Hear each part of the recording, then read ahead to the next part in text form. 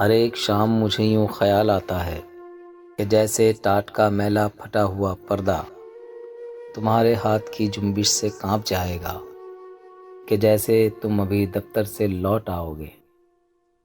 مجھے تو یاد نہیں کچھ تمہارے سر کی قسم، مگر پڑوس کی لڑکی بتا رہی تھی کہ میں اب اپنی مانگ میں افشاں نہیں سجاتی ہوں۔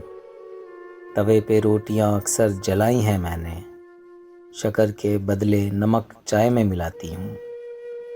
وہ کہہ رہی تھی کہ ننگی کلائیاں میری تمام عمر یوں ہی چوڑیوں کو ترسیں گی، غموں کی دھوپ میں جلتے ہوئے اس آنگن پر مسرتوں کی گھٹائیں کبھی نہ برسیں گی۔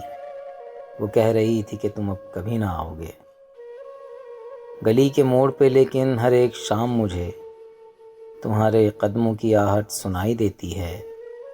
ہر ایک شام مجھے یوں خیال آتا ہے کہ جیسے تم ابھی دفتر سے لوٹ آؤ گے۔